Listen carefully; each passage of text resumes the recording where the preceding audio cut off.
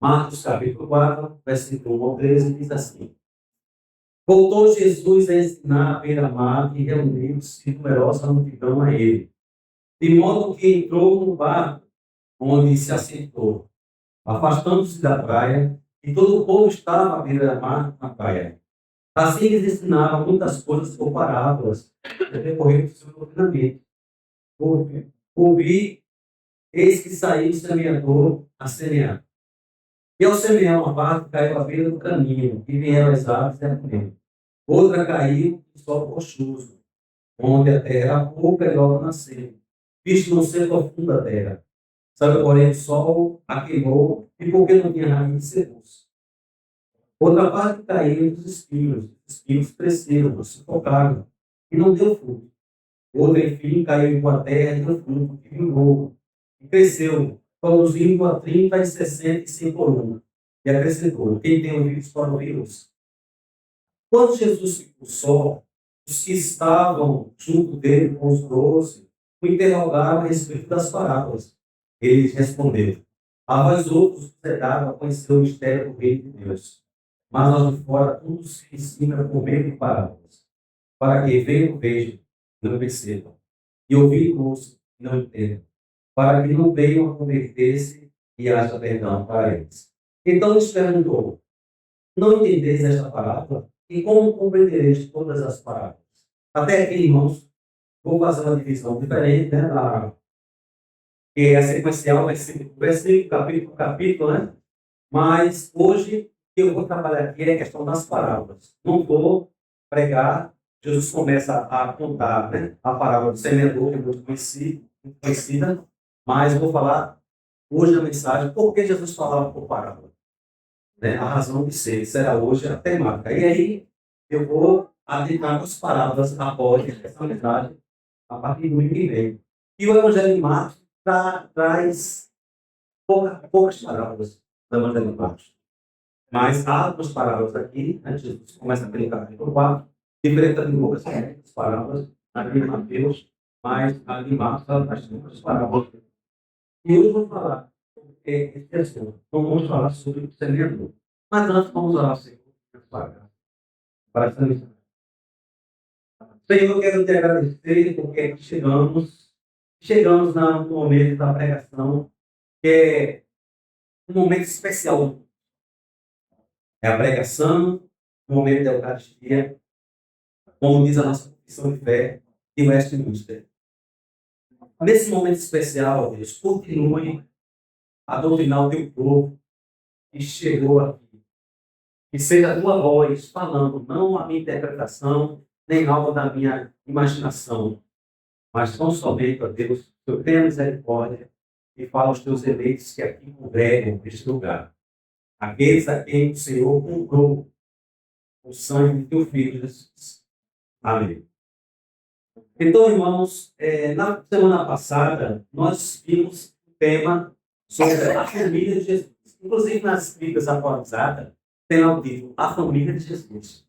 E a família de Jesus aqui não é se referindo a Maria, né, aos irmãos dele.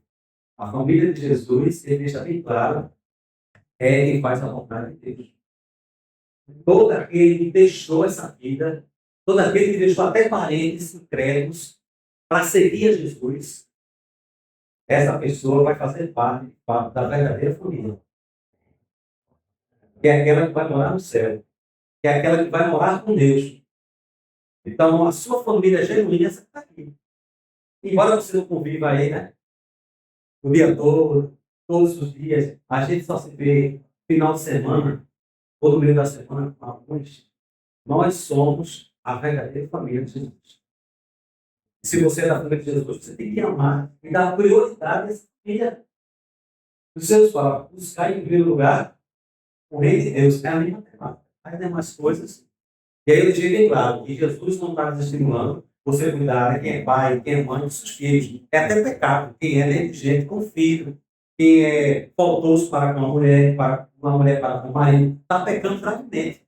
A Bíblia diz que aquele que não cuida dos seus está negando a fé. Se você deixa seu marido, né, não cuida dele, o marido não cuida da mulher, nem dos filhos, está negando a fé. Pior do que o incrédulo. Deixei bem claro isso. Mas, ao mesmo tempo, a sua família é a da igreja, a que segue Jesus. Essa família vai estar com você por toda a eternidade. E aí você tem que ter prazer de estar aqui, mas porque é estranho um crente não congregar. Um crente não tem prazer em congregar. De estar com os irmãos, não gostar. É estranho não gostar do outro irmão, não quer estar junto com os irmãos, não quer cultuar a Deus, não quer trabalhar na obra. É estranho. Jesus fala que aquele que tiver, né, não quiser renunciar a si mesmo, deixar pai, mãe, irmão, mulher, peixe e filhos, pela minha causa, não é digno de mim, não pode ser meu discípulo.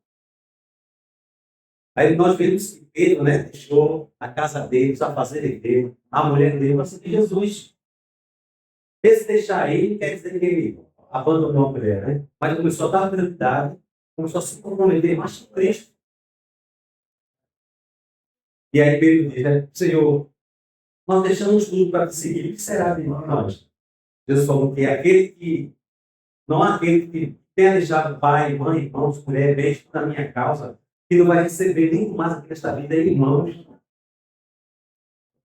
Veja como Jesus considerava, né? Se você tem seu pai tomando casa da fé, seu filho por causa da fé, tem filho que perde o pai, tem pai que deixa de considerar o filho por causa da fé. Isso é real até hoje.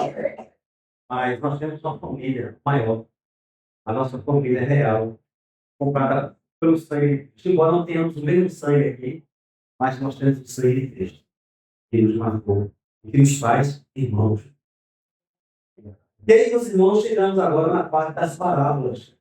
Aí, Marcos tinha, né, relatando as curas que Jesus tinha realizado, alguns ensinamentos, e mostrando que Jesus é o próprio Deus perdoador, é o próprio Deus curador, que as doenças vão ter um dia, temos que confiar em Cristo, esperar nele. Ele veio para cumprir essa promessa de Deus, das profecias passadas, né, do Messias. E esse Messias, ele não só curava, mas ele ensinava.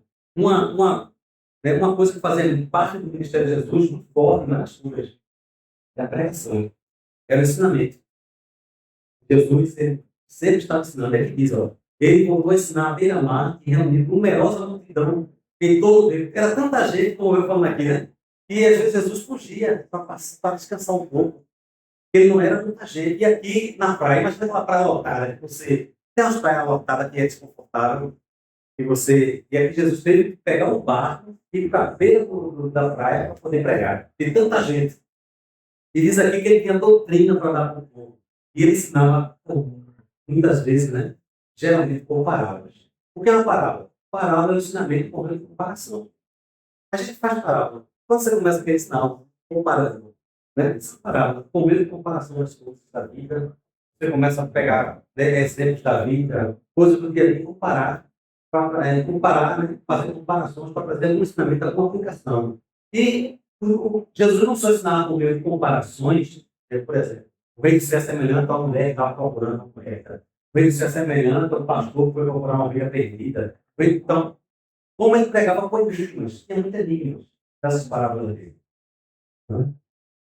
Era bem claro, né? Com os enigmas. E os apóstolos ficaram assim, sem entender, né? Porque ele pregava assim, com parábolas, pregava claramente. E a primeira parábola que nós vamos aqui registrada com Marcos é a parábola do semeador. E vai ser, né, provavelmente, a pregação de Deus permitir comigo que vem. Que é que Jesus quer ensinar. E ele depois explica o significado dessa parábola. Jesus também pregava com parábolas, né? A questão, uma das razões, porque ele tinha uma profecia que ele devia cumprir. Se você ler lá em Mateus 13, veja em Mateus 13, é o mesmo assunto, é o mesmo episódio que Marcos. Só que Mateus 13 é bem mais, né? O capítulo de Mateus aqui, ele é bem mais extenso do que o Marcos.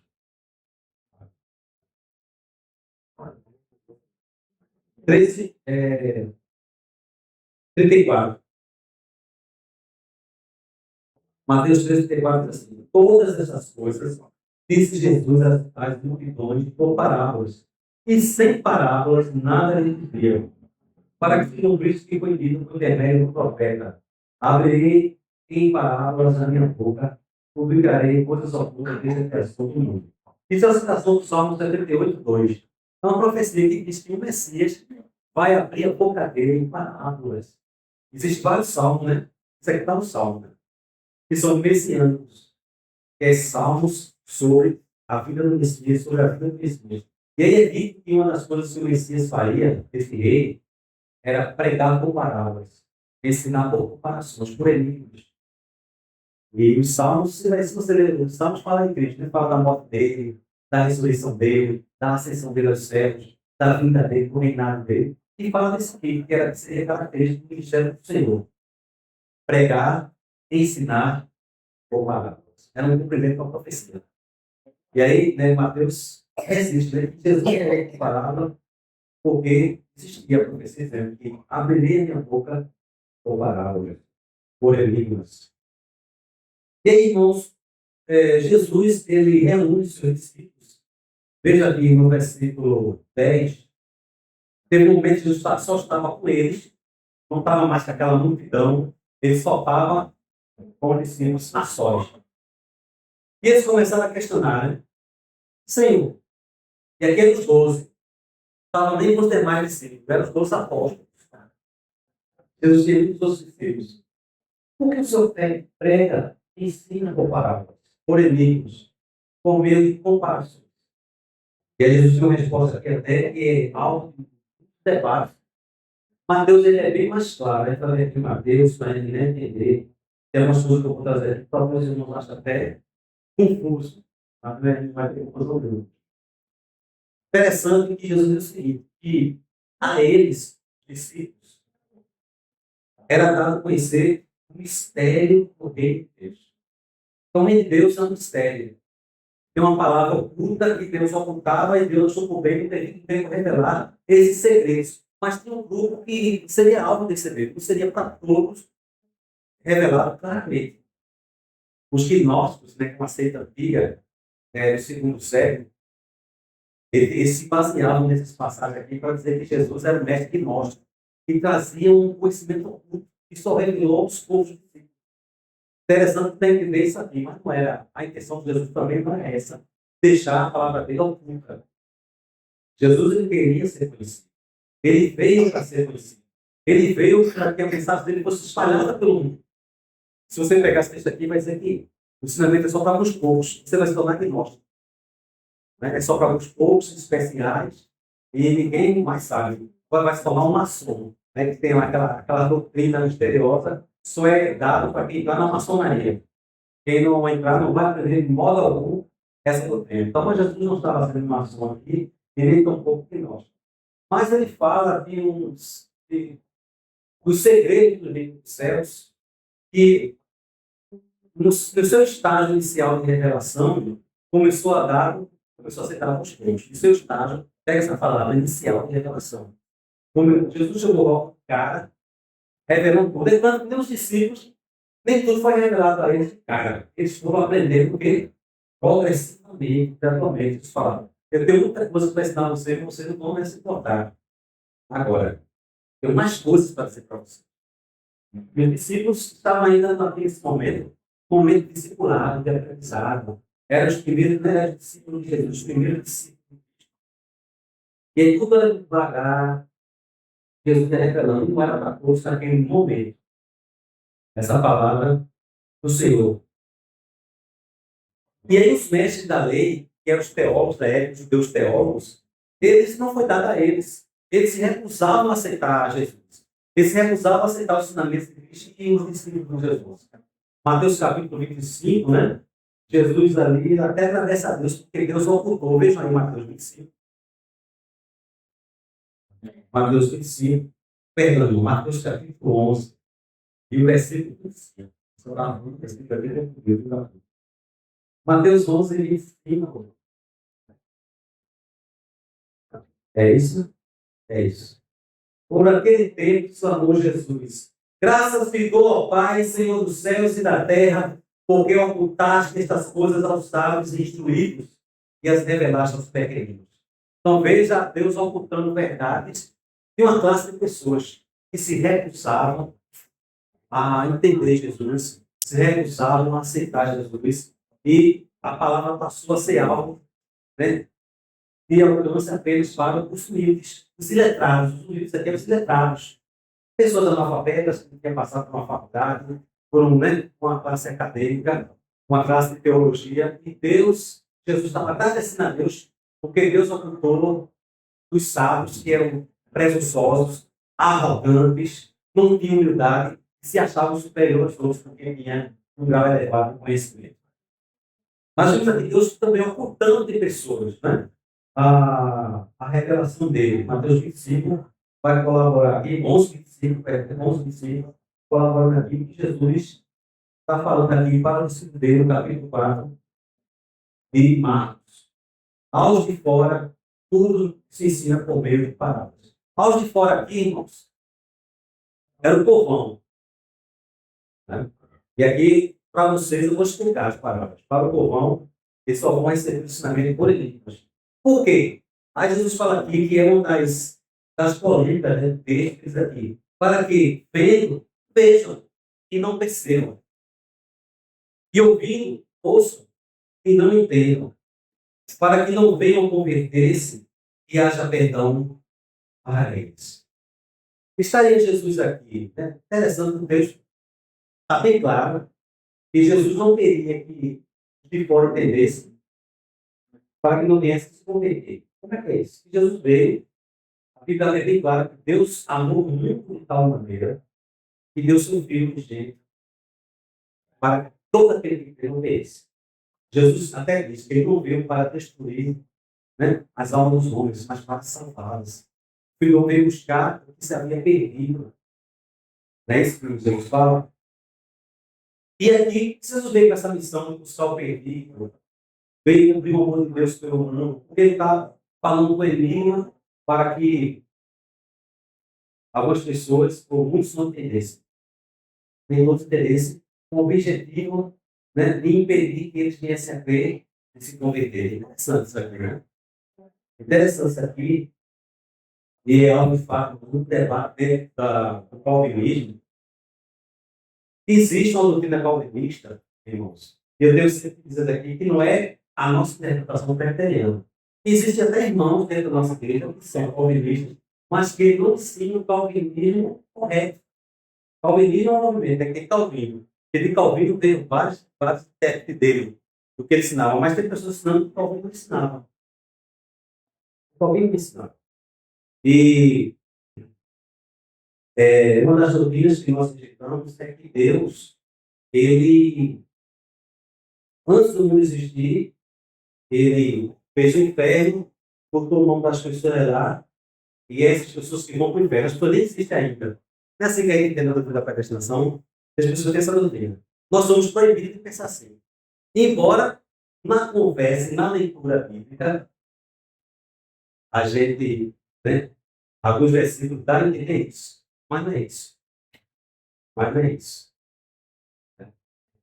Deus, quando ele faz o inferno, é porque ele sabia, de fato, que, e é uma coisa que nós não temos explicação, eu não vou aqui explicar. Isso aí é um lado que não se explica. Mas que Deus fez o inferno, ele fez para condenar pessoas ímpias, por sua impiedade. Se você vai para o inferno, é porque você é ímpio. Você desagradou a ele. Não foi porque Deus teve um desejo arbitrário, sem independente do que você é ou não, e que botar você no inferno. Sem nenhuma desculpa, sem nenhuma explicação, só porque eu quis. Você tem que pegar isso, é uma doutrina diabólica. Há simplesmente o que eu quero. Não é porque fez mal ou bem. Independente disso ou não, ele vai para o inferno. Somos proibidos de pregar isso. Tanto em nossa confissão, e Calvino não ensinava isso. A doutrina bíblica que os homens serão condenados por conta dos seus pecados, por conta da sua desobediência a Deus, da sua rejeição a Deus. O homem é condenado. O homem é responsável de ir para o inferno. Ele vai chegar a dizer: foi o Senhor que quis, eu podia mudar o meu destino. Isso é fatalismo. A Bíblia não ensina fatalismo. A coisa que é fatalidade, que é para mudar, não está no meu poder mudar, vai ser. E tem os calvinistas que vai por esse caminho, na doutrina da dupla predestinação. Eu creio na doutrina da dupla predestinação. Quem mais crê na predestinação é aqui. Mas a Bíblia ensina duas coisas. Que Deus, ele decide quem vai para o inferno. E quem não vai, quem não vai, decidiu. Mas as pessoas que vão para o inferno, não precisa bem claro, elas vão por conta dos seus pecados. Elas vão por conta do seu coração endurecido. Elas vão responder diante de Deus pelos seus atos. E ninguém vai ser injustiçado lá no dia. Deus foi injusto. Eu fui porque eu fui. Eu fui porque eu quis saber de Deus. A Bíblia tem esse ensinamento muito claro. Então não tem calvinista que diz não, independente que ela entre ou não, ela vai para o inferno. Porque Deus foi lá e encontrou a pessoa. A pessoa não pediu para nascer, a pessoa não é. Teve vida miserável. Você não pediu para existir e tão somente existiu para ser carvão lá no inferno. Para ser brasa lá, para combustível do inferno, para fazer fogo acender. Então é uma coisa muito, muito assim. Simplesmente porque Deus quis. Isso é terrível você pensar em Deus. É por isso que tem muita gente que não quer saber do calvinista. Porque ele pensa desse assim, né? Ele pensa assim, irmãos, eu estou querendo aqui, eu estou querendo ir até onde Deus manda eu ir. Eu, né, não sei explicar a questão porque os decretos de Deus existem, quem Deus determinou quem vai e quem não vai. É difícil fazermos um alinhamento dessas doutrinas. Né? Decreto de Deus e soberania e responsabilidade humana. É difícil fazer um argumento, mas a Bíblia é clara. Quem vai para o inferno vai ficar de sua experiência. Cada um será julgado de acordo com a sua obra. Deus claro. De acordo com a sua obra. Vai ter julgamento ou vai ter julgamento? De acordo com a sua obra. E aí, quando chegamos aqui, irmãos, no capítulo 4, Jesus está aqui citando o livro do profeta Isaías, capítulo 6. Quando Isaías tem a visão de Deus sentado no trono, na verdade, está tendo a visão do Cristo, glorificado, sentado no trono. Ele vê anjos, serafins, né? Cobrindo o rosto, cobrindo as pernas, e com duas asas voando e cantando: Santo, Santo, Santo é o Senhor dos Exércitos, toda a terra está cheia da sua glória. Aí Isaías tem pavor, vou morrer. Os meus olhos pecaminosos viram o Senhor dos Exércitos. Ai de mim! E aí uma voz veio para o trono dizendo: a quem enviarei? Quem há de por nós? Aí Isaías disse: Senhor, envia-me. Mas antes o que acontece? Um anjo veio, quando ele grita: Senhor, tem misericórdia de mim, tem meus olhos podres, minha mente podre, minha língua podre, eu vivo comigo povo de palavrão, povo de boca podre, e eu te vi. E o anjo vai lá no altar do templo, com Atenais, um pegador, pega uma brasa do templo e coloca na boca de Isaías, dizendo: tu pecado, tu pecado. Agora serás um pecador. Coloca na boca dele. E desse eu enviarei ao povo. Ele diz lá: mas o povo não virão. Veja, e você vai pregar, mas eles não vão te ouvir. Você vai pregar, mas eles não vão entender. É povo endurecido. Mas você vai pregar. Jesus está citando esse texto aqui, como posso ser. O povo endurecido. Você pode pregar o mais claro possível. Ele não vai entender. Isso é um pecado, não entender a palavra de Deus.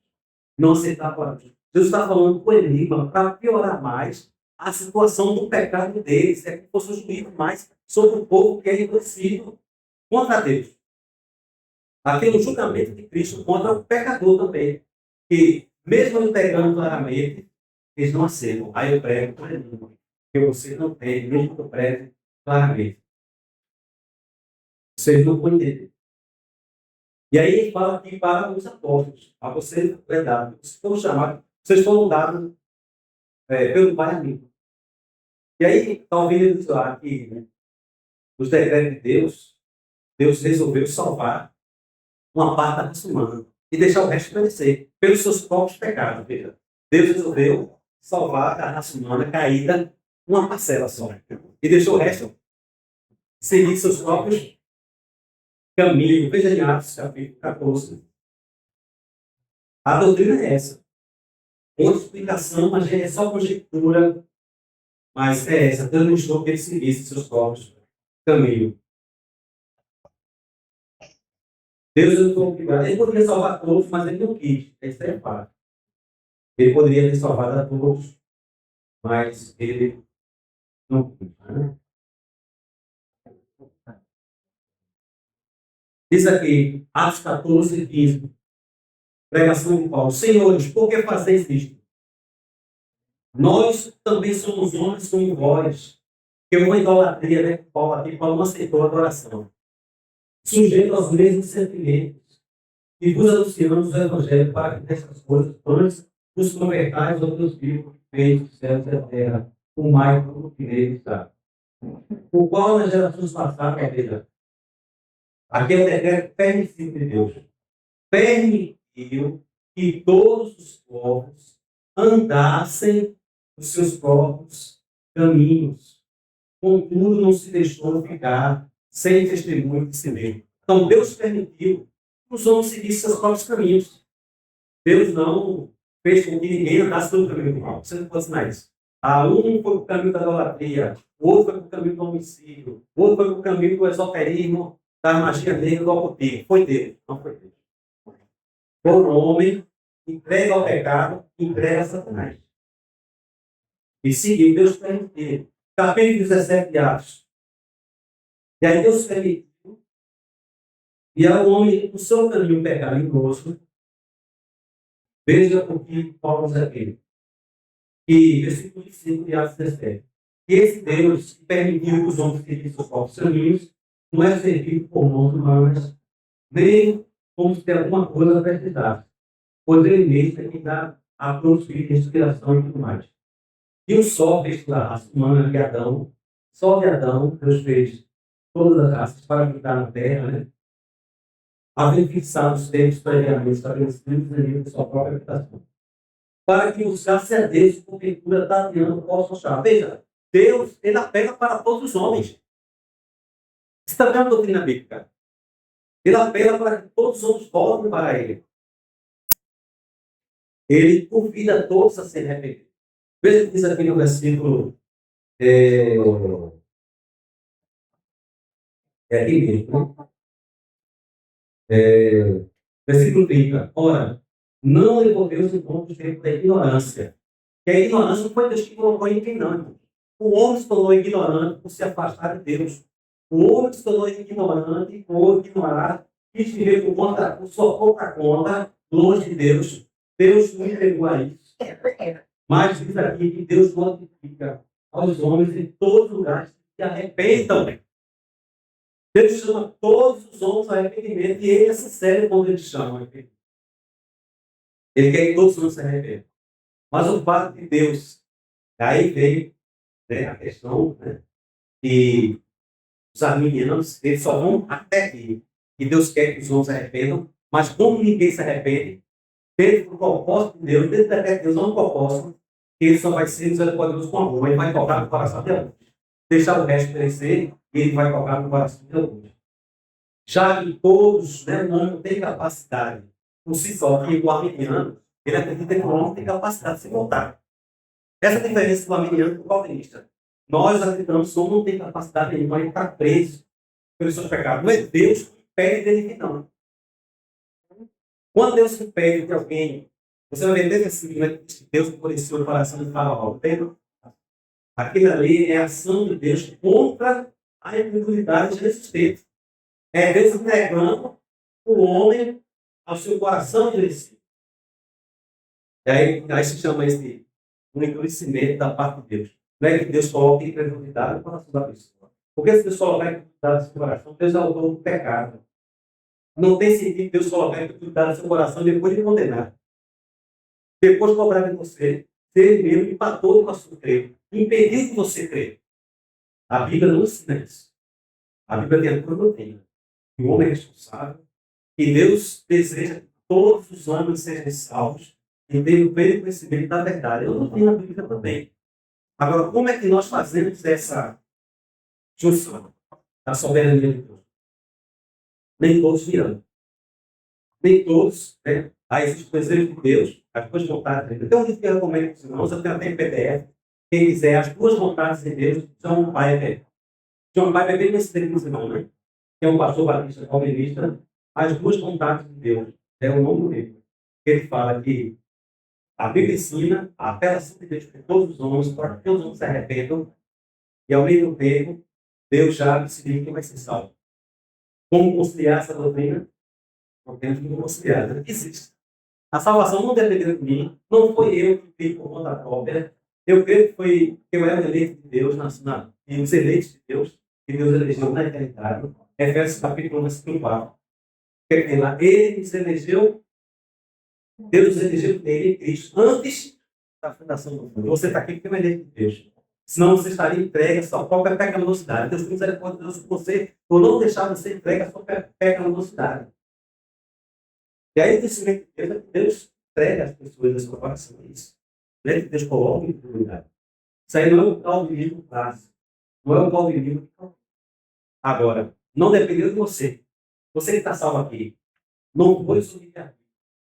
Você não tem livre-arbítrio com a salvação. Não é porque Deus impede você vir a Ele. É você que é escravo do seu desejo. É você que é escravo de Satanás. A não ser que Deus, se você estiver fazendo parte do propósito de Deus em relação à salvação, a você não virá. Deus fala, né? A outra doutrina. Ninguém pode vir a mim se o Pai não me enviou. Mas Jesus está pelado. Interessante que o jovem rico, Jesus amou ele. Jesus olhou assim para ele e o amou de lá. E o amou. Mas Davi veio entender que ele não era dos eleitos. O convite de Jesus para aquele jovem foi sincero. Mas Jesus ele ia de acordo com o plano de Deus. A parábola das bodas, irmãos, é interessante. Né? A parábola das bodas, acho que quando no capítulo 22 de Mateus, era interessante para tentar fazer uma explicação dessa questão de Deus convidar todos, mas já ter elegido alguns, né? De Deus desejar a salvação de todos, mas já ter os seus eleitos. Como é que funciona isso? Esse convite de Deus para que todos sejam inteiros por graça da palavra da vida. Tem lá em Apocalipse, né? Quem tiver sede, venha a mim inteiro. Eu darei graça da palavra da vida. Deus convidando para que todos se arrependam, todos os homens. Eu não falo isso. Na parábola, a gente não vai ler essa parábola, na vez 2, né? Para a gente. Mas eu vou falar de cabeça. Você tem em casa. Um rei fez uma festa com o filho e mandou chamar alguns poucos. Quem são alguns poucos? Aí fica claro que era judeu. Era Jesus filho. Mas Jesus veio. Ele veio para a casa de Israel, primeira vez, dando prioridade. Só que a casa de Israel não quis atender majoritariamente. Não eles quiseram. Os convidados não queriam. Começaram a dar desculpa. Eu vou fazer isso, vou fazer aquilo, vou cuidar daquilo outro. Não tenho tempo de ir para essa festa. Alguém ficou triste, né? Disse: faça o seguinte, saia pela rua e chame o povo que você cantar. Quem você não faz essa mão? O que é que diz o texto? Porque os convidados não eram dignos. Os convidados não quiseram. Eles não quiseram. Foi Deus que falou. Foi esse que o texto diz. Os convidados não quiseram. Então, o juízo contra eles, eu vou alargar o convite. É os gentios. Jesus veio primeiro para os judeus, depois, já que os judeus não quiseram, eu vou alargar o convite para os gentios. E aí, a casa ficou lotada. E aí o rei olhando a casa, né, cheio de convidados, traga cego, mano valejado, que é símbolo dos dois gentios. E ele viu um homem que não usava roupa nupcial no meio da festa. E ele estava lá dentro. Ele estava com roupa de festa. E aí, como não está certo? Mas ele não tinha mandado cuidar. O rei mandou cuidar do povo. É como fosse assim. Quando você vê na televisão uma banda, venha para o show tal, está chamando quem? Alguns outros não especifica. Ele não chama todo mundo. Agora, só vai para a festa na quantidade que foi estabelecida dentro da casa de show, que receberam e compraram o ingresso. Mas o convite foi para todos. Mas quem se interessou é quem vai. Entendeu agora? E aí Deus manda chamar todos. Convida para todos. Mas somente aqueles a quem Deus dá a condição. Aí eu não posso comprar um ingresso. Eu não tenho condição, sou pobre, o ingresso é caro. Aí alguém vai providenciar para você dar, é Deus faz.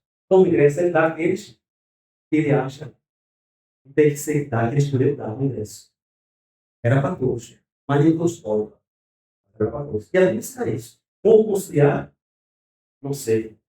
Como é que conciliar? Aí esse dezembro dá um pouquinho de luz para nós. E aí o rapaz aconteceu. Jogue ele, amarre ele, mão e pé, e jogue nas terras exteriores. Porque nem todo mundo, irmão, está entre nós, né? Está com a roupa do céu. Foi de fato, né? Chegou aqui com o ingresso. E meu Deus. Foi convidado, mas não pegou o ingresso. Não pode estar entre nós. Um outro texto bastante interessante, irmão, é de Mateus 8:11. A mulher cananeia, né? No capítulo 15 de Mateus, veja aí. Mateus capítulo 15.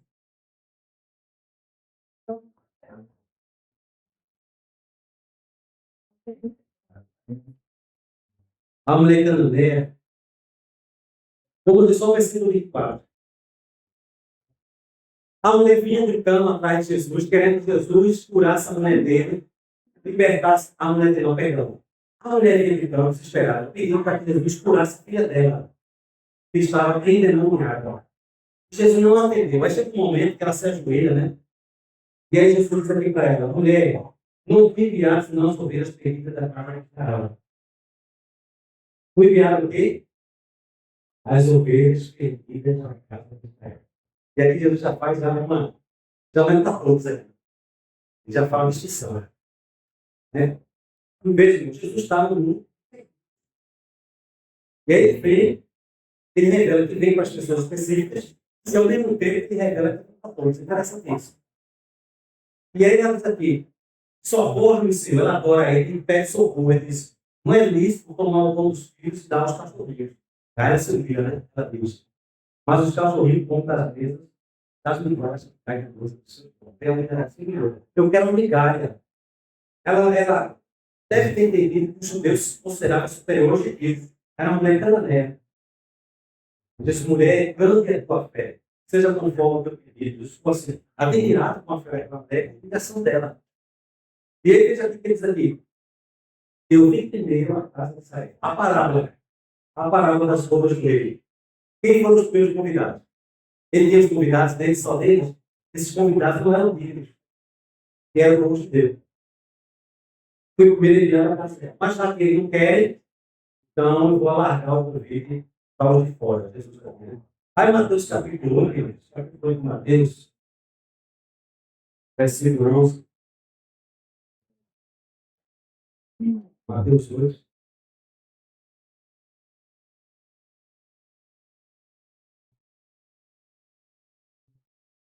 Diz assim, versículo 11 do capítulo 8 de Mateus. O versículo 10, né? Ouvindo isto, admirou-se Jesus aos que o seguiam. Ouvindo o quê? A fé do centurião. O centurião era romano e acreditava em Jesus, no poder de Jesus. E muitos judeus não acreditavam. Em verdade, desafio que bem mesmo Israel estiver com nós. Digo-vos que muitos virão do Oriente e do Ocidente e tomarão lugares na mesa com Abraão, Isaac, Jacó e Deus. Ao passo que os filhos do reino, que eram judeus, serão lançados fora, nas trevas. Porque aquele povo rejeitou. Por que eles estão de pé?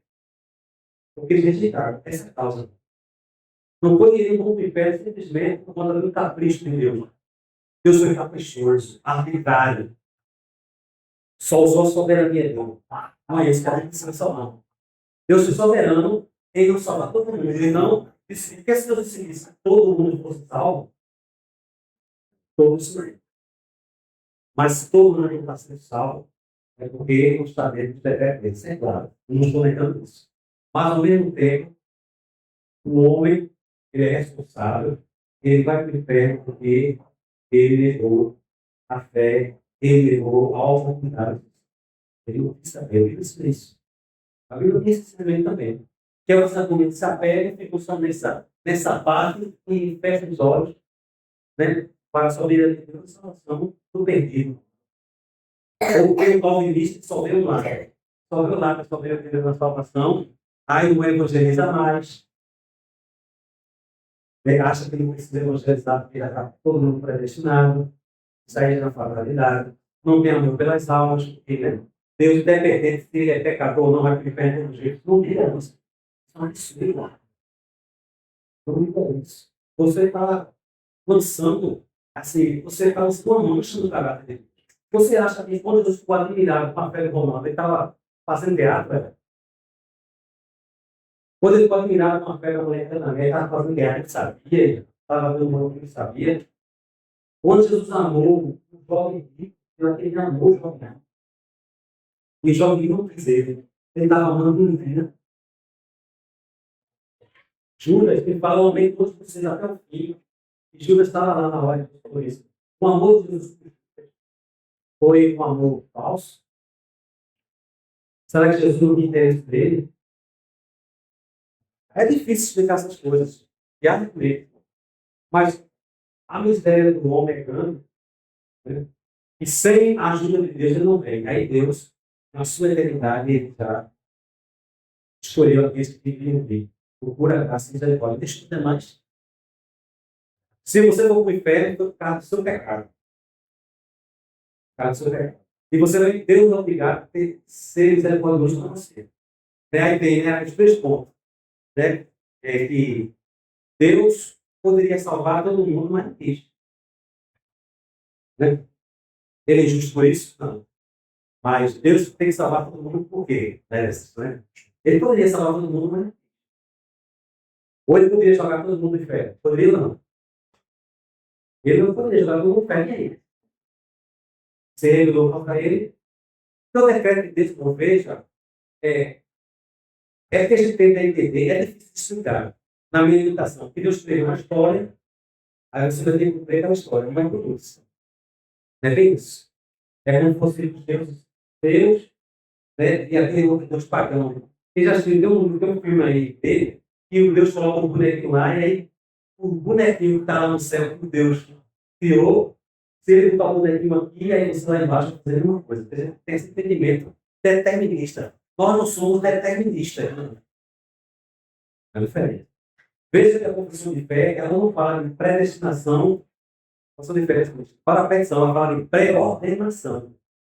Deus resolveu o destino de quem não quer saber nada, de quem vai morrer dos pecados. Ele resolveu o destino para onde ele vai ficar essas pessoas. É diferente.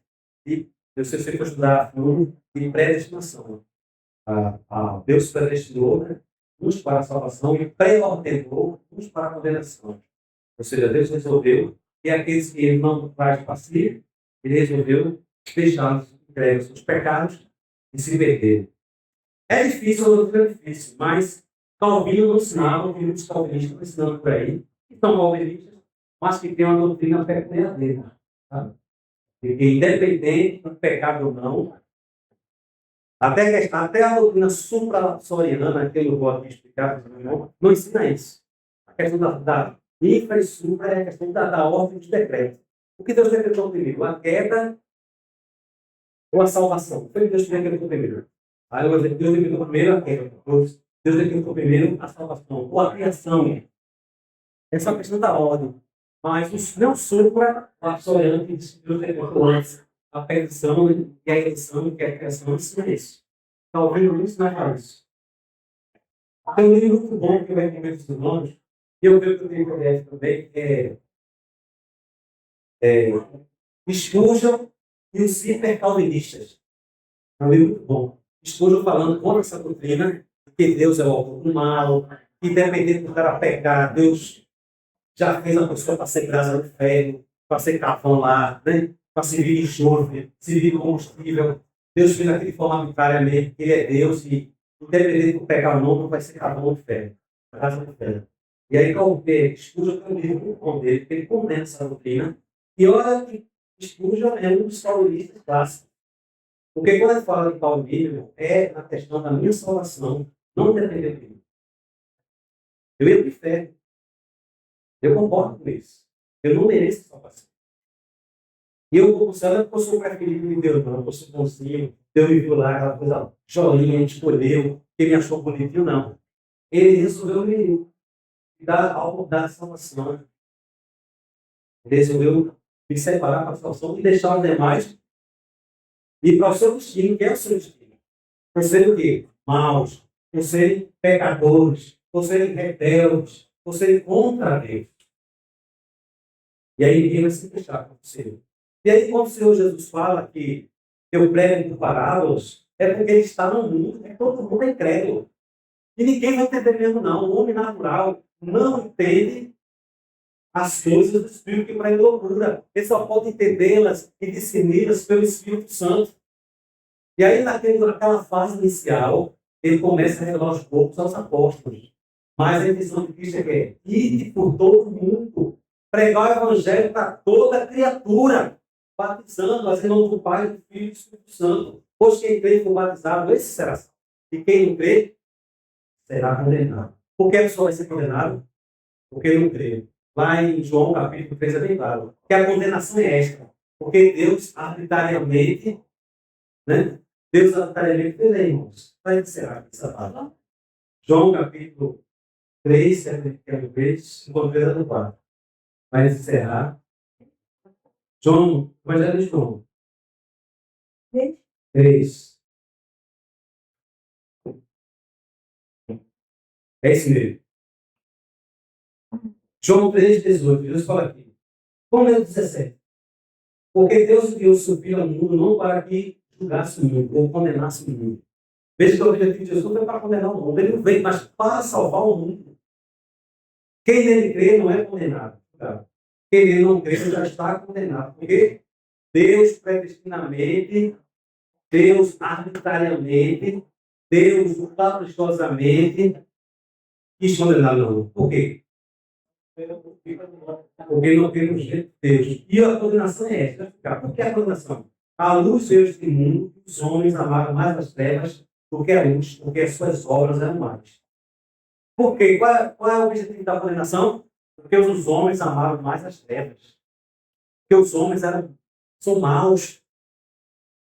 Aí Deus lá viu isso. E aí, condenação para eles. A explicação da condenação do IPS é que Deus vai condená-los porque ele não crê em Jesus. Porque eles são maus. Eles são mais as trevas. É isso que a Bíblia diz. Eu tenho que dizer o que a Bíblia diz. Eu não posso sair por aí pregando que você vai para o inferno porque Deus te predestinou para ir para o inferno. Quem é que vai pregar isso por aí? Ninguém vai estar pregando isso aí. Gente, está pregando por quê? Você sabe que Deus predestinou para o inferno. Né? Que até uma expressão infeliz você fala isso. Que a Bíblia não usa totalmente essa expressão. Mas que aos direitos de Deus, no mistério de Deus, não. E Deus já resolveu quem deveria ser salvo. E a gente vê o tamanho da graça de Deus. E aí a gente vê o quanto Deus foi gracioso, que não dependeu de mim e comigo. Não deixou entregue aos meus pecados. Ele me resgatou. Ele me tirou da ignorância, me tirou das mãos do diabo e me salvou. Então, que Deus abençoe. Comigo nos permitir, continuaremos a mensagem das palavras do Senhor.